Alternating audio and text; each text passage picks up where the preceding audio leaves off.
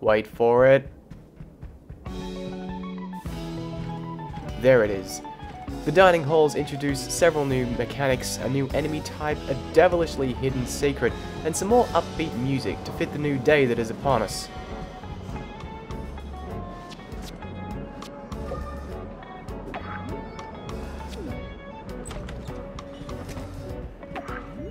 First new thing we encounter are timed switches. They either open doors or create platforms. Nice and simple.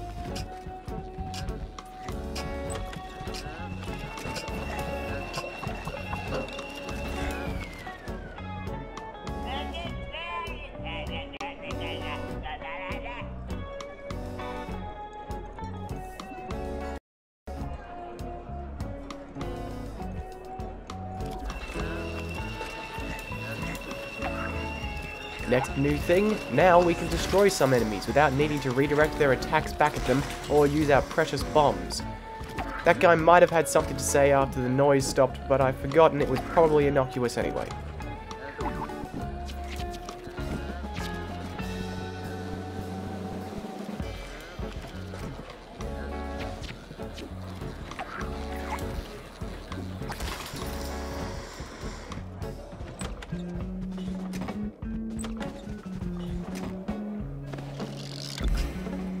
That's what platforms created by switches look like.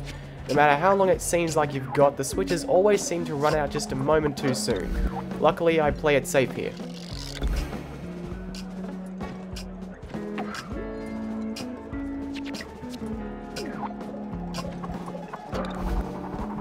These guys are annoying.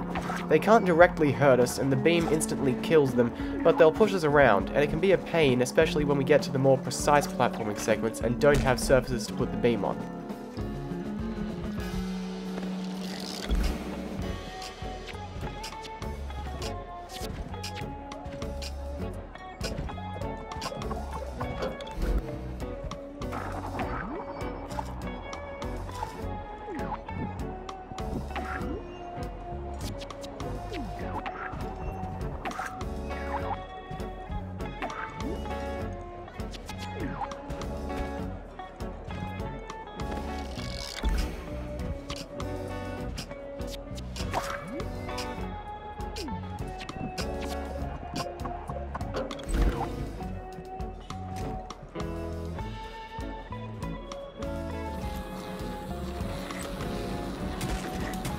The structure of the dining halls is another thing that's new. Whereas the caves and the attic had something of a winding path with each screen containing several platforming tasks, the dining halls are much more overtly segmented, with doors that contain each large, fairly open room. As far as I remember, the structure of progression is only repeated once, much later in the game. I don't know if I necessarily prefer it to the former, but it certainly stands out to me.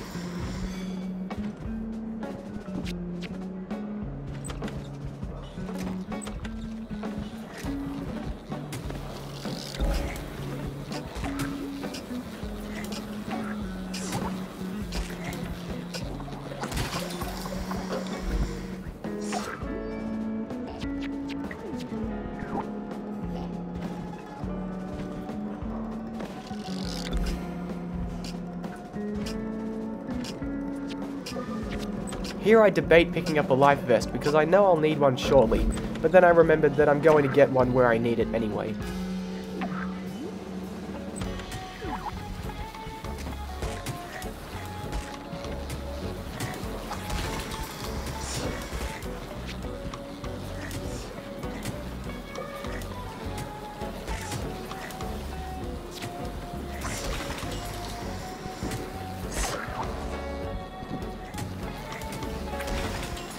You might notice that this room is very tall. We can't even see the ceiling, and yet there's basically no verticality to the platforms. They run from left to right very evenly.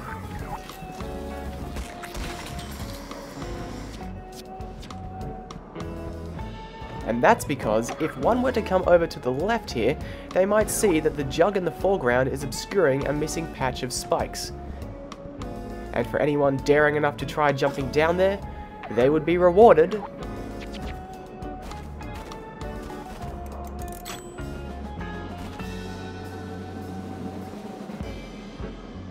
with more platforming.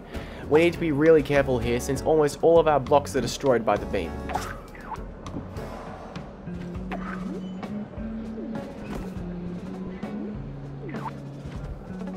And here's an annoying puzzle, if you can really call it that. We need to destroy all but 1 or 2 of the blocks in that column, and the only way to throw the beam to safely ensure that it will happen is to jump off, destroy one, and then ride back up.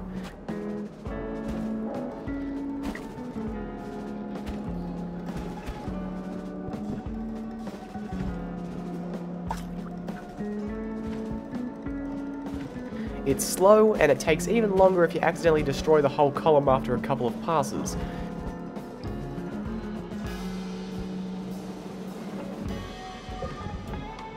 This naturally is exactly what I did, and then died on my second attempt as well.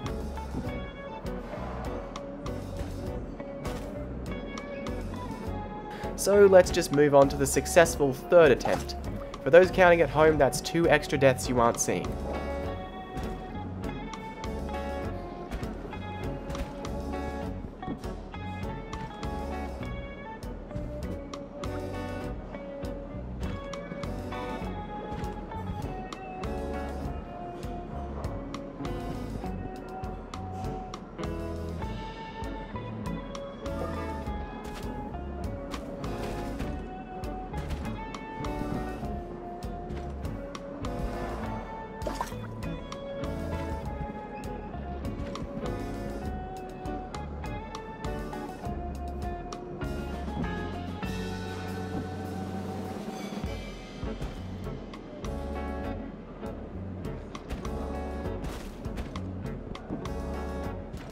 And what is the prize at the end of this section of platforms? Well, for the cost of 1 life vest, we get our second souvenir. The bus ticket really wasn't indicative of how hard they are to get. This one is.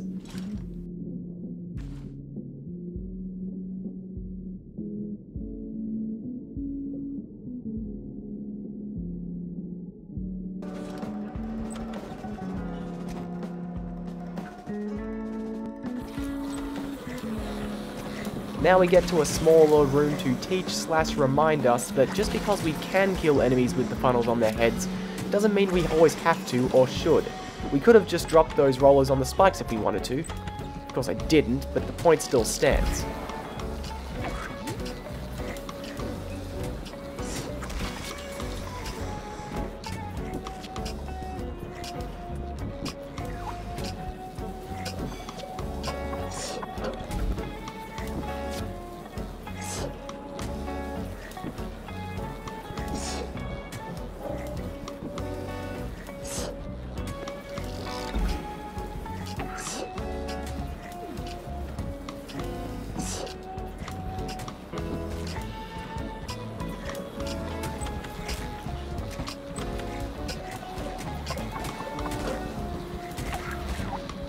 There's a lot of rollers here, and we can't even really reduce their numbers because of those spawn boxes.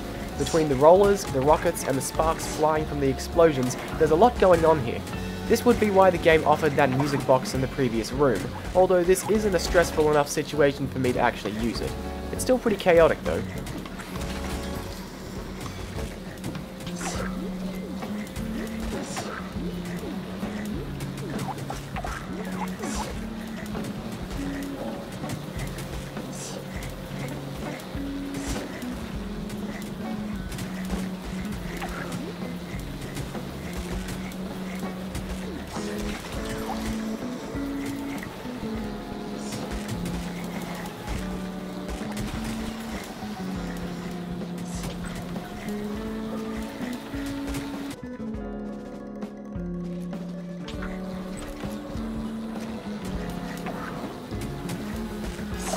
Whoops, guess I'm not going to get that switch now.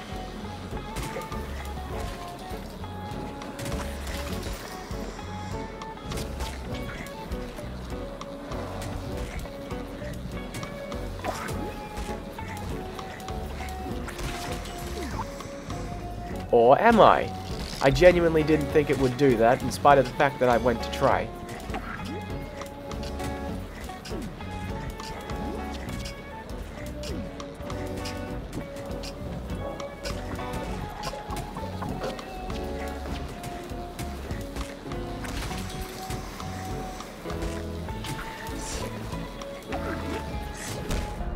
There is a little bit of invincibility between hits such that we could get away from almost anything if we were quick enough.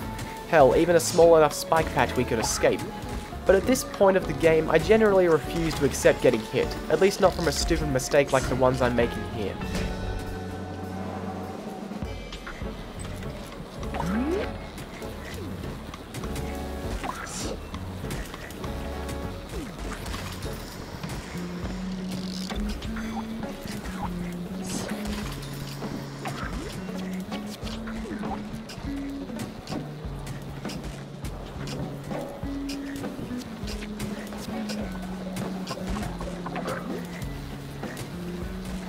A nice touch of the dining halls is how there's lots of background noise, chatter from the patrons that we can't see.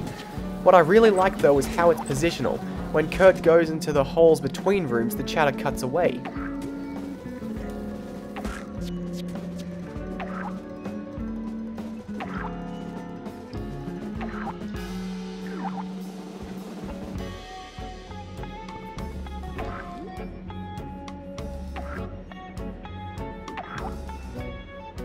For some reason I thought that there was a secret hidden behind this wall, which I should have known better about because I already knew that there was a secret just up ahead behind these 2 blocks.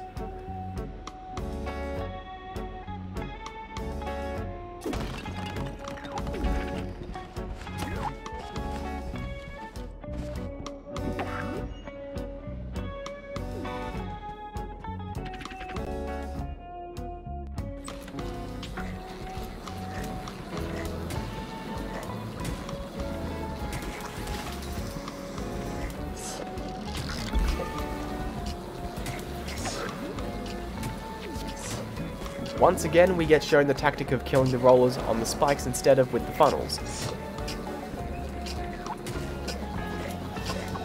which I then ignore.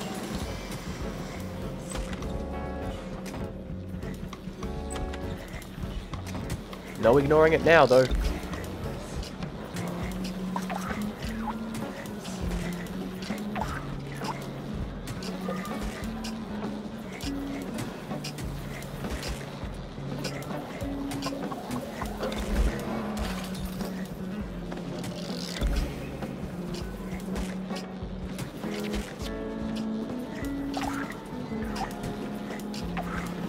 And since the switch stayed on longer than I was expecting, I decided to be a little daring. And it paid off in this instance. Would have been boring to have to wait for it to expire a second time.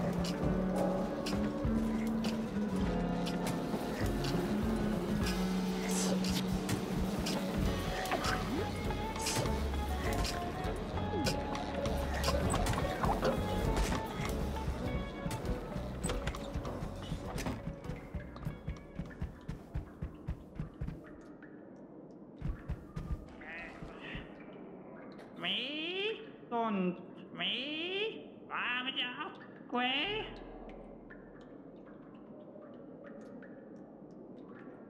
Macamo, conti is don't sing me.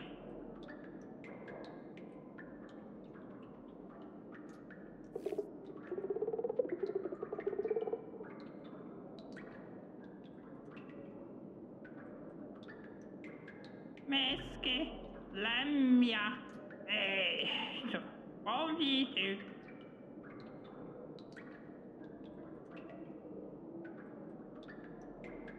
Monta, tembe.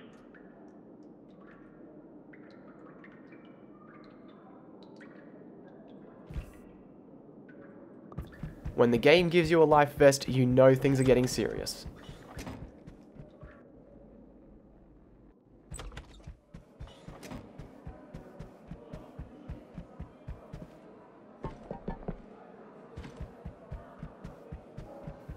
Well, this is a nice room. Very big. Really empty, too. Doesn't really seem like there's much to do here. Well, I guess if there's no one here, we can just mosey on over to the exit.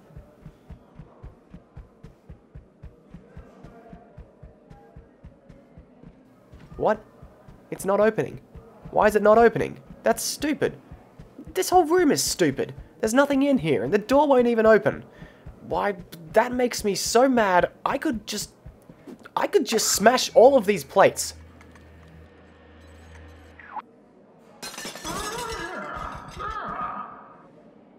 Uh-oh.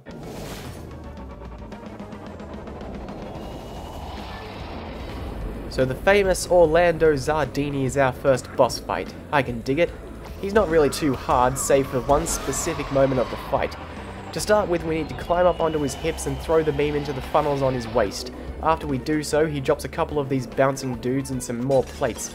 Once he heads back into the background, we need to make another mess to draw him in and repeat for the other side.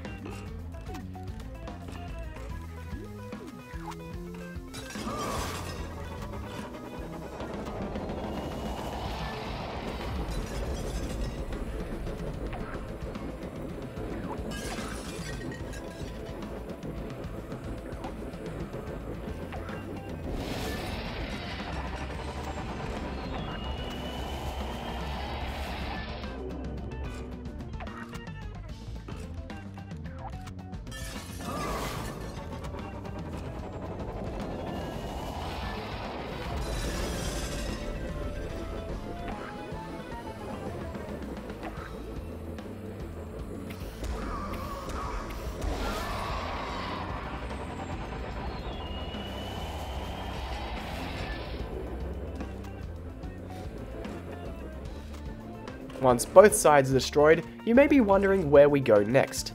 This is the stupid part of the fight, where Orlando does an attack that isn't telegraphed in the slightest. Rather than come down with the dustpan as before, he slams his fists down before him, which will insta-kill you even if you have a life vest.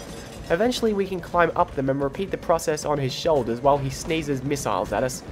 I can virtually guarantee that anyone playing this for the first time would get killed at least once because of that attack. Beyond that, the fight isn't really that bad, so long as you keep calm and don't panic. After the second shoulder gets taken down, Orlando is finished.